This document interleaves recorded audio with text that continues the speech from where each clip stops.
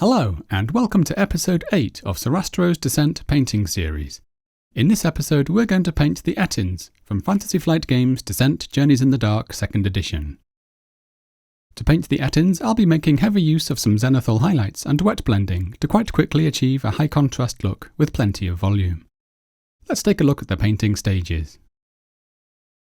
After priming the figures in black, I provided some zenithal highlights using grey, then white, to help mark out the areas of light and shade.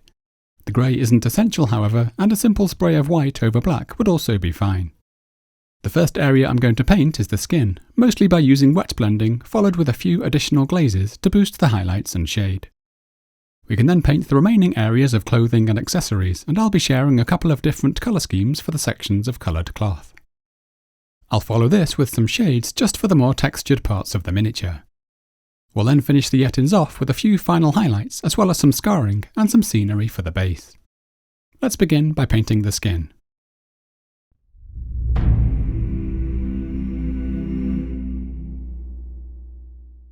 After priming the figure and providing the zenithal highlights, you may wish to take some pictures to reference whilst painting the miniature. Alternatively, you can find a download link to these pictures in the video description below. My plan for painting the skin is to prepare a range of around 6 tones ranging from dark to light, which I'm then going to wet blend onto the miniature, roughly matching the value of the zenithal highlights, a bit like painting by numbers. I'm mixing skin tones that will produce a slightly pallid complexion, but you can of course use whatever skin tone range you like. For the darkest zones, I'm using a roughly equal mix of Bugman's Glow and Rhinoxide. I'm thinning all of these colours with a little water and a few drops of Vallejo's glaze medium, which helps achieve smooth coverage and also extends the drying time, giving us more time to work with the paint on the miniature. For my mid-tones, I'm mixing equal amounts of Cadian Flesh Tone and Rakarth Flesh, and I'm leaving a spare well between this and the dark tone to create some intermediaries in a moment. For the brighter areas, I'm mixing Kislev Flesh with some pallid Witch Flesh.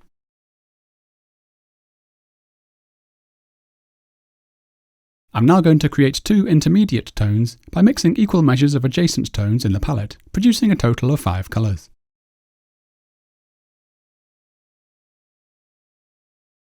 Finally, I'm going to create an even brighter highlight tone by mixing in some white and a little Ogryn camo.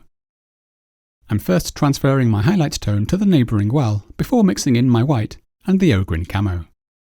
As mentioned, you don't have to use these precise colours, but I would suggest aiming for a gradient of around 5 or 6 tones, with the brightness range similar to that which you can see here. I'm now using a Winsor & Newton size 1 brush to begin blocking in the shadow tone, and I'm starting with the belly and back area.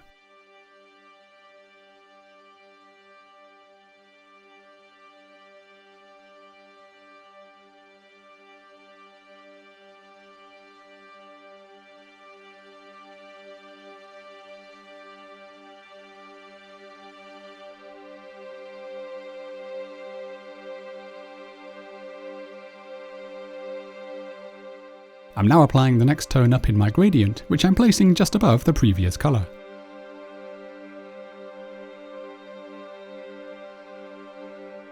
I now give the brush a quick clean before blending the tones together.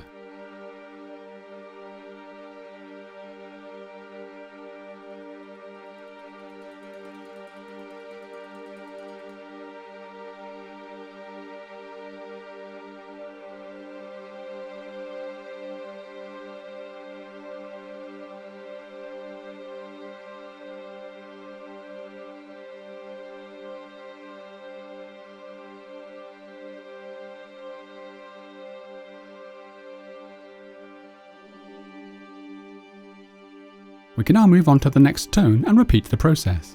First we apply the colour, which we then blend in with a clean, damp brush.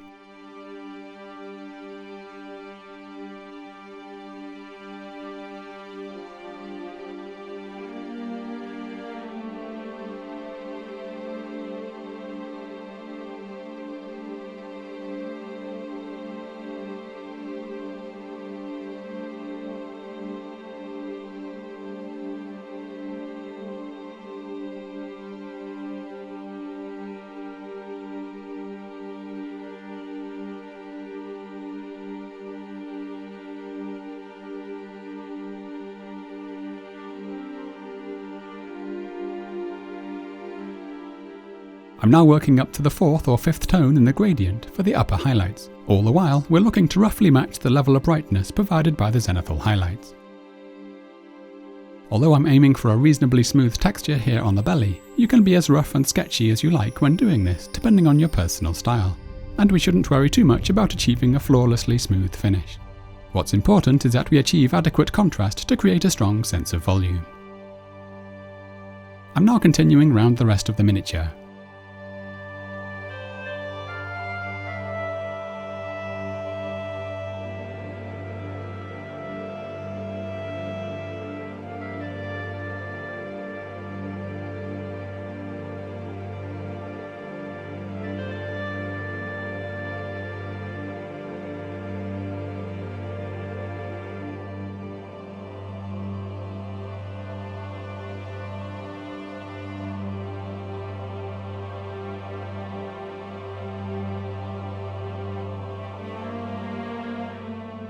Any mistakes that happen along the way, such as where I've let the paint run under this right arm, can of course be easily corrected later on.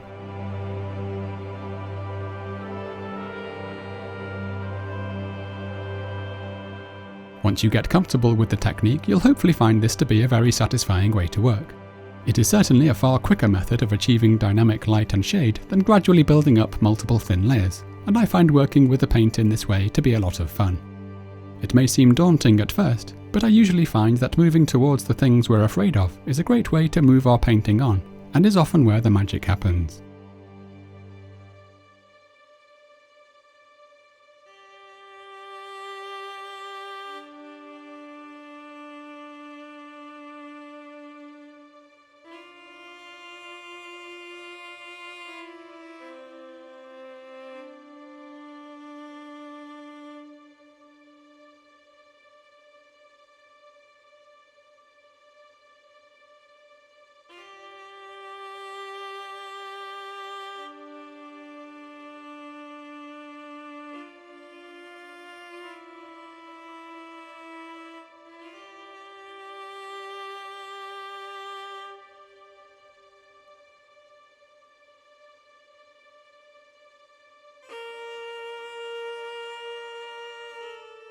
Once we've completed our first pass, we can let the paint dry and then rework any areas we'd like to improve. This is where we might check for missing patches, correct mistakes, or do any necessary smoothing out. Here I'm glazing on some of the highlight tone to boost the brightness of the upper belly region, using a damp brush to feather the transitions.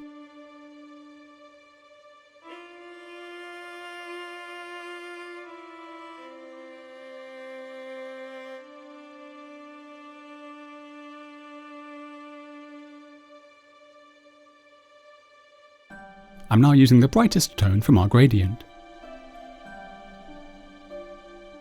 I'm also going to add some more articulate highlights to the face area.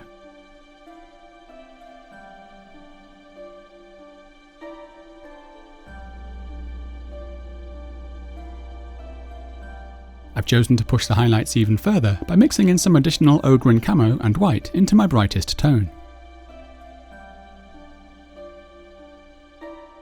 And here you can see where I want the highlights to peak.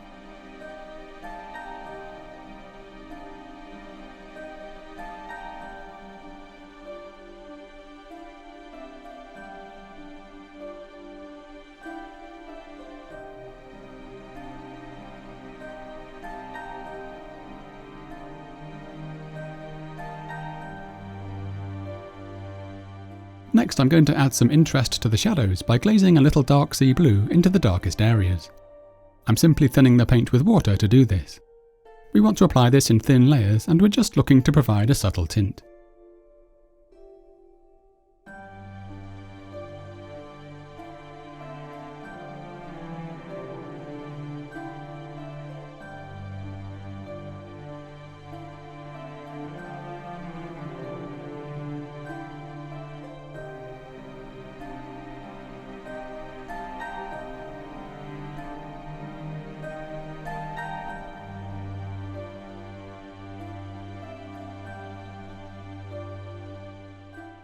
We can gently build the tone up in a couple of layers.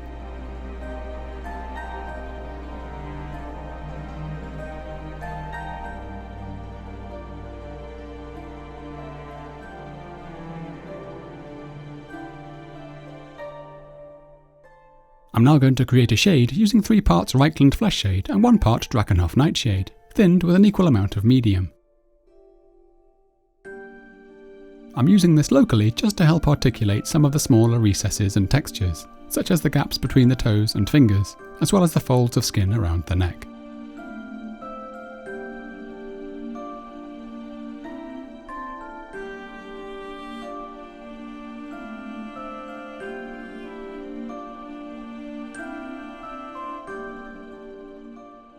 And I'm now going to re-highlight these areas.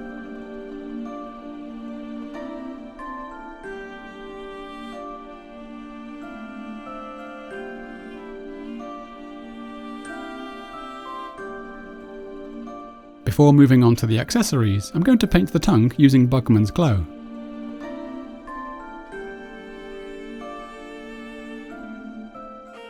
Which I'm then going to shade using an equal mix of Druchii Violet and Reikland Flesh Shade.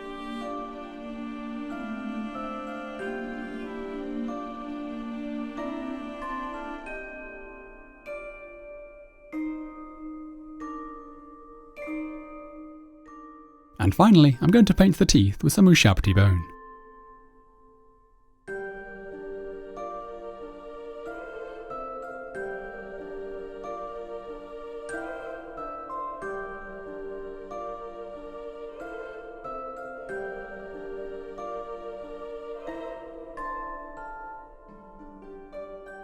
With that done, we're now ready to move on to the accessories.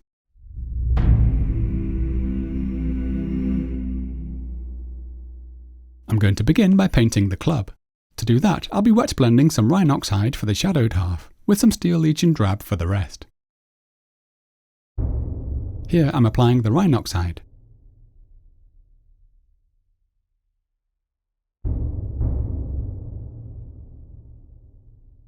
And now the Steel Legion Drab.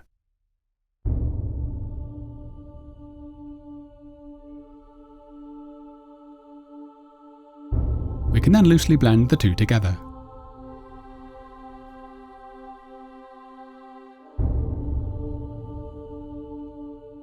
We'll be bringing out the texture with some shade here later on. Now I'm going to paint the spikes with some Leadbelcher.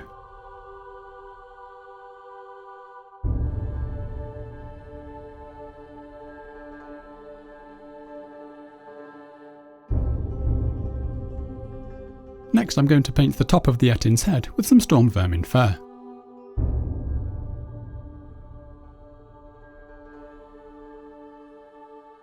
And I'm also using this for the patches of fur on the legs and arms.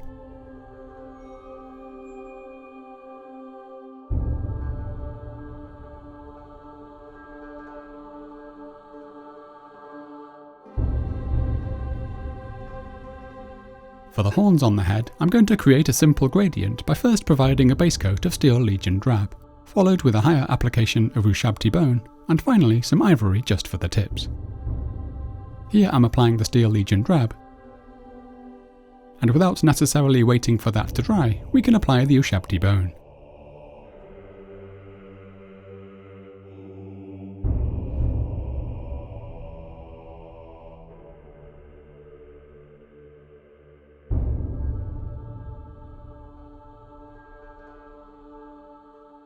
And finally, here's my ivory.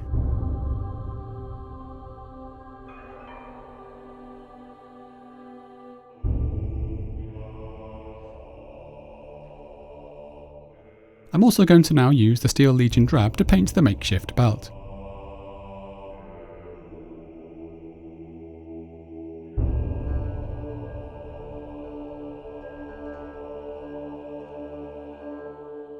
For the band that runs around the back of the head, I'm using some German grey, to which I'm going to mix in a little ivory to create a rough highlight.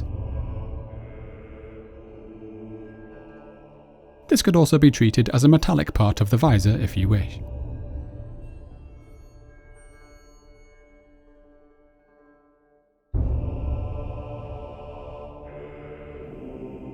For the furry mantle, I'm going to roughly blend some Rhinoxide, Mournfang Brown and Ushabti bone.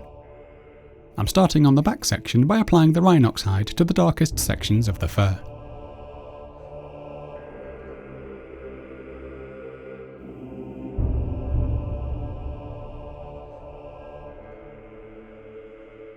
Next I'm applying the Mournfang brown before blending the border.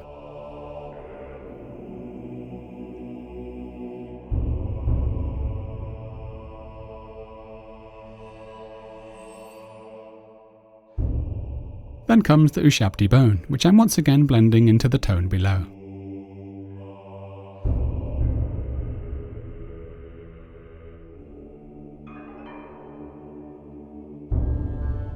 I'm now working around the rest of the fur in the same way.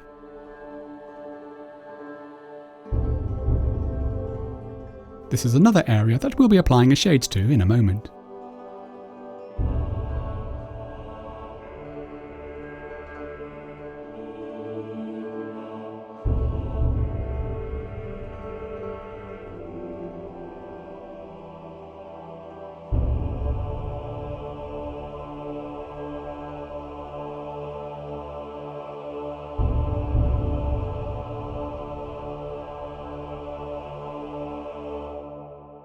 I'm now going to paint the metallic visors. To do that, I'm going to create a mid-tone using roughly equal measures of Leadbelcher and Dark Sea Blue. I'm then creating quite a dark shadow tone with the addition of some black, and a brighter highlight tone with the addition of some white.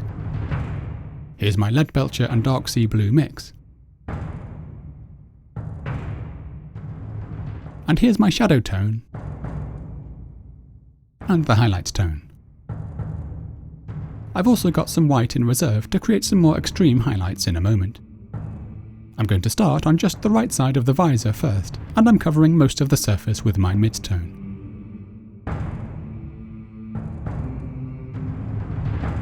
I'm then applying my highlight tone just to the front end.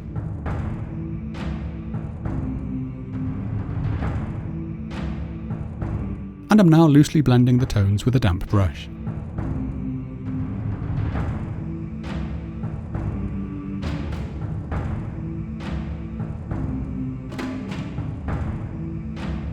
I'm now applying my darker tone.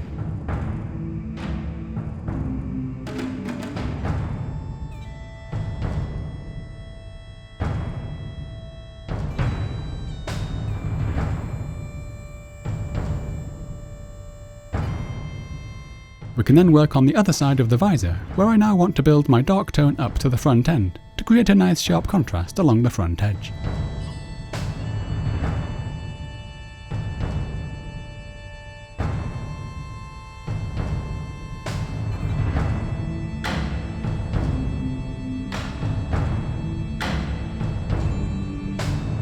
Here I'm reworking the highlights on the right side to help strengthen the effect.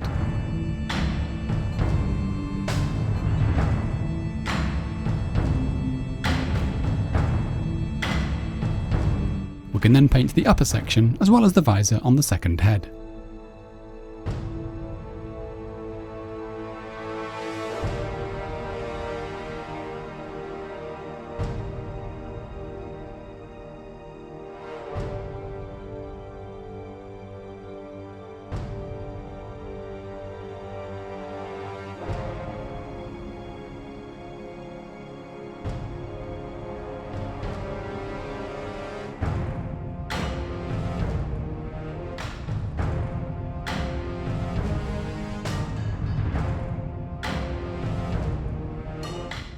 Finally, I'm going to create one final extreme highlight by mixing in some additional white. I'm applying this to the front edge and then blending it back by mixing in a little of the previous highlight tone.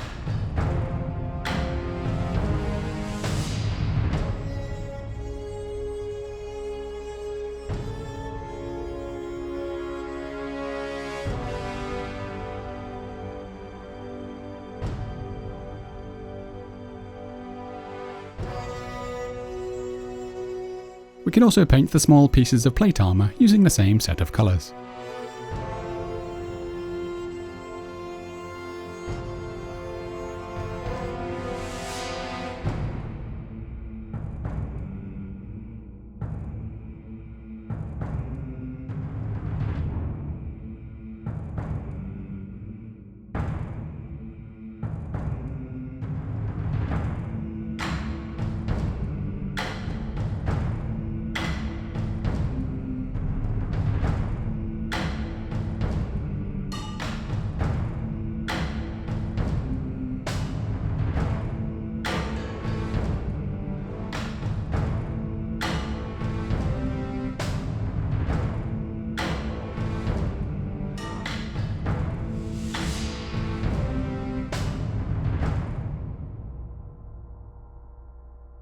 Next we're going to paint the loincloth and arm wraps, where we can afford to add some interest and variety should you wish. For my non-elite Ettin, I've chosen to use two different colours, Vallejo's German Camo Orange Ochre, and a blue made with a roughly equal mix of Altdorf Garde Blue and Dark Sea Blue. These areas were then shaded with Agrax Earthshade and Drakenhof Nightshade respectively, and both colours were highlighted with the addition of some ivory. For my elite Ettin, I've chosen to create a faded red tone using Vallejo's Red mixed with a little Dark Sea Blue, and quite a pale green using a 2-to-1 mix of Nurgling Green and Castellan Green. You could of course have some fun by creating some colour schemes of your own here.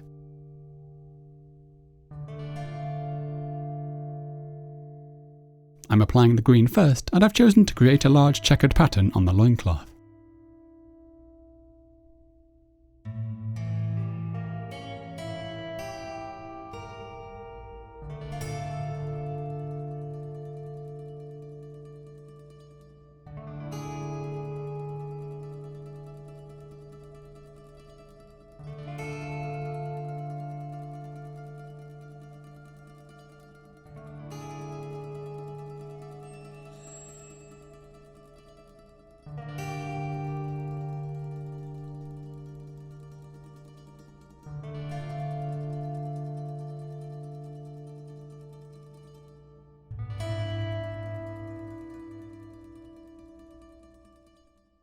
And I'm now applying the red.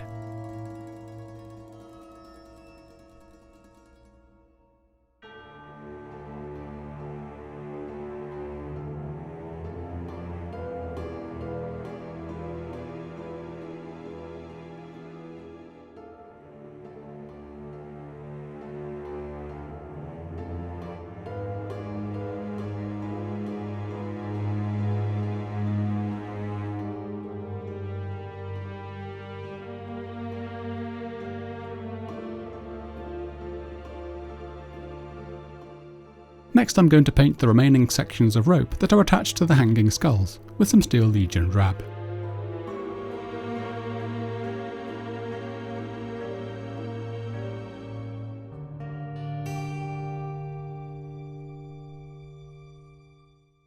And I'm going to paint the skulls themselves with some Ushabti bone.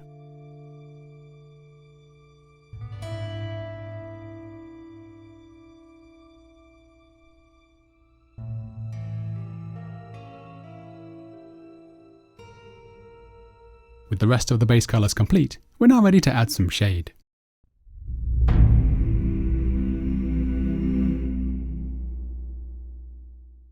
I'm going to begin by shading the furry mantle with some pure Agrax Earthshade. We should take care to avoid letting the shade splash or drip onto the surrounding areas.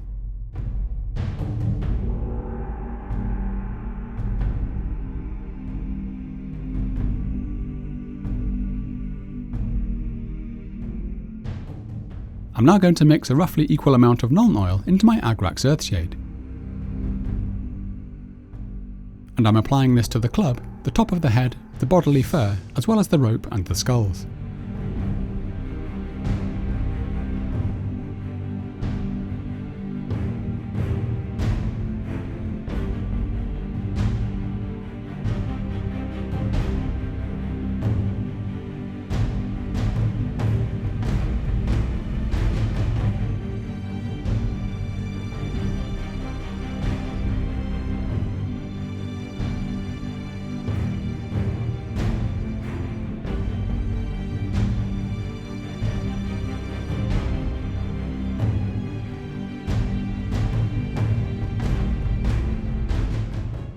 Finally, for the green sections of cloth, I'm using some Athonian Camo Shade.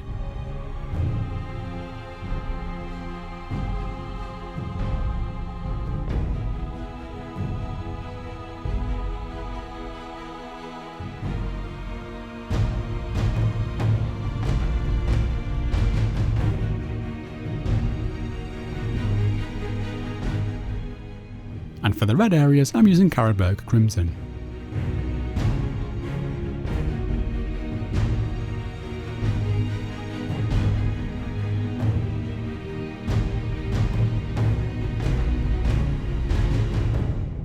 We're now ready to add some finishing touches.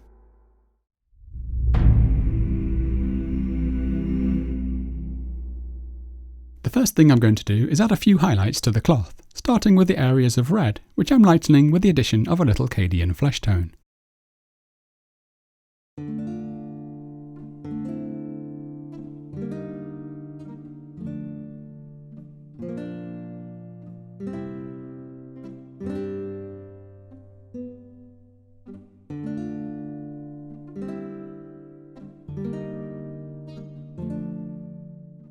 I'm also going to use the original red base tone to colour the gem on the front of the visor.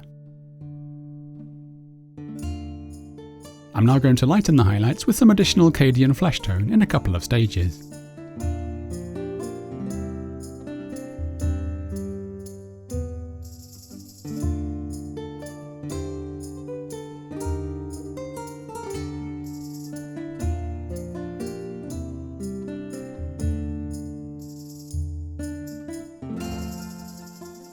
Here, I'm placing a large highlight at the bottom of the gemstone. We can then mix in some white to create quite a pale pink, which I'm using to complete the large lower highlight on the gemstone.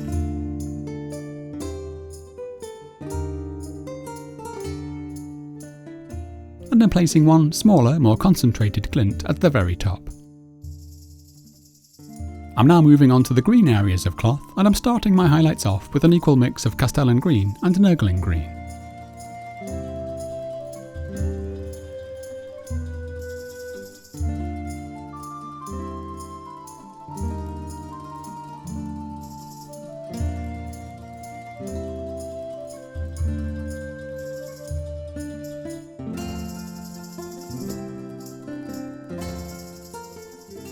And I'm now using pure Nurgling green.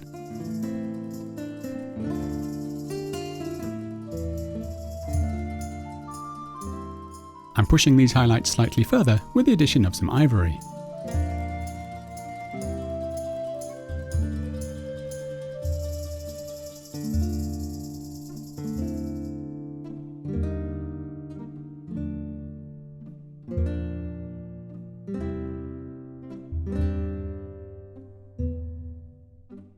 And I'm also pushing up the red slightly to match.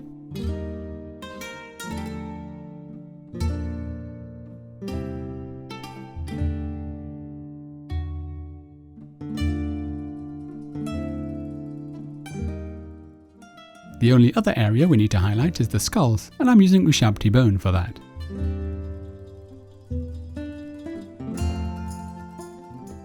We can also pick out the toenails with this. I'm now finishing the skulls off with a small touch of ivory.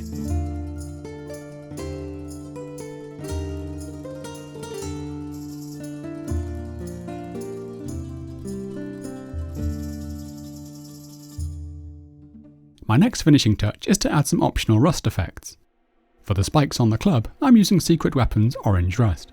This can be thinned with a little water and applied in a layer or two to build the effect up to your liking.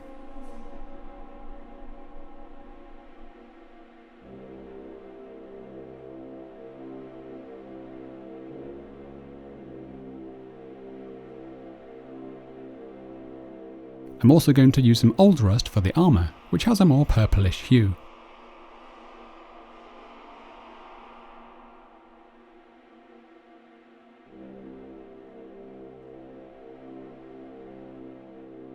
Next I'm going to provide some texture for the base, and because I've chosen to place my Ettins in an outdoor environment, I'm going to begin by applying some of Vallejo's brown earth.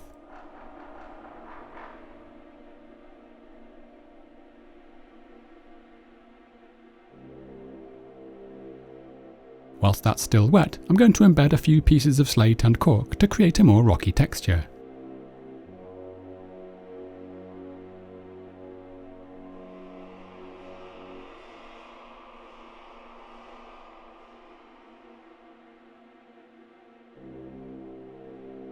Whilst that dries, I'm going to create some optional scarring for the skin to create some additional interest and character.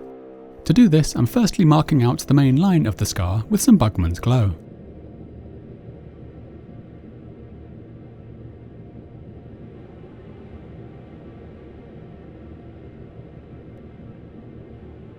I'm then using some Druchii Violet to give the impression of some subtle bruising to the surrounding area. Here we want to draw the brush from the nearby skin towards the line of the scar.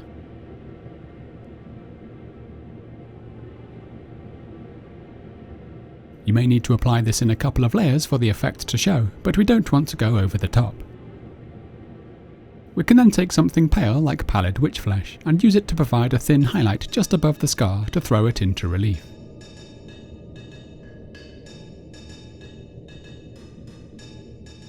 If this turns out a little too thick, we can retrace the main line of the scar with our Bugman's Glow.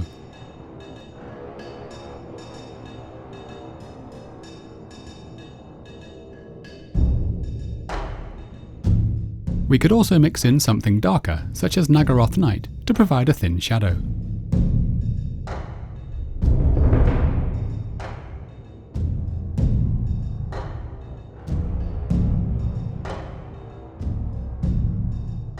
Once the base is dry, we can go ahead and paint the rocks, and I'm using Mechanicus Standard Grey for this.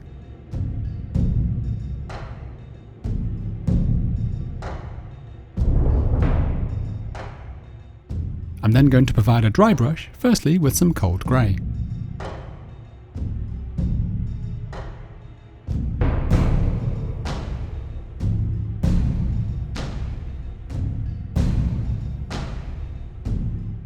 And finally with a lighter tone such as ivory.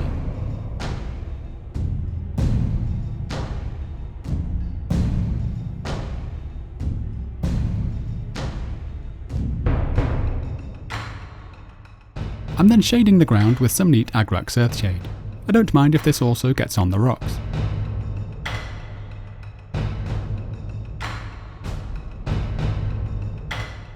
Once dry, I'm going to apply a mixture of basing materials, starting with some mid and light green turf by Jarvis, along with some black and brown battleground grit by Army Painter. I begin by mixing a little water into some PVA glue, which I then apply to the brown earth. I'm covering most of the ground with this, and I'm avoiding the rocks.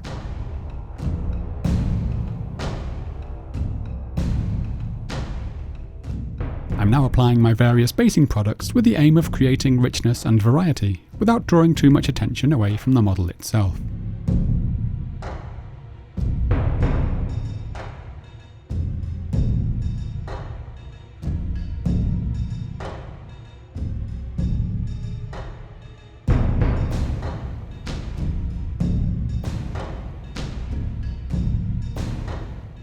After applying the two tones of turf, I'm now sprinkling on some of the black battleground, especially around the cork rocks I added earlier.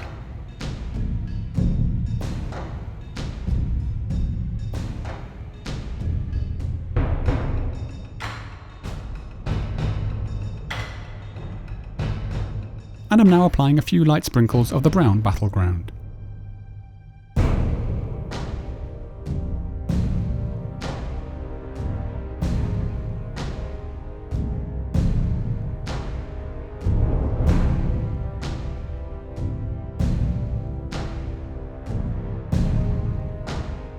Next I'm painting the rim of the base in black, before gluing down some individual pieces of leaf litter, lowland shrubs and some Silflor tufts of grass.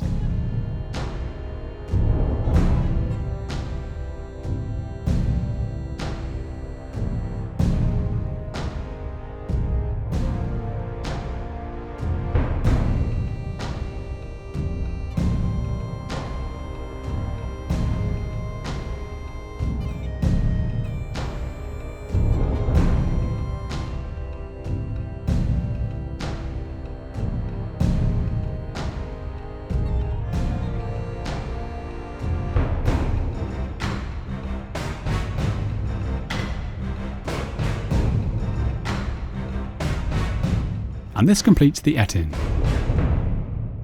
Thank you for watching. If you enjoyed the content, then do please let me know with a like or a comment, and by subscribing to the channel.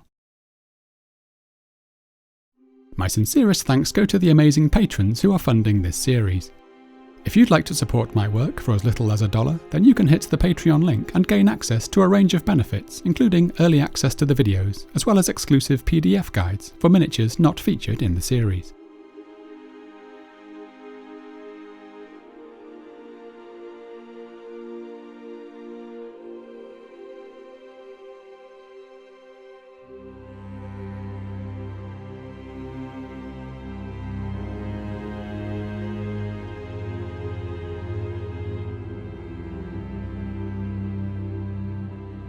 Join me again soon as we continue painting miniatures from Descent: Journeys in the Dark.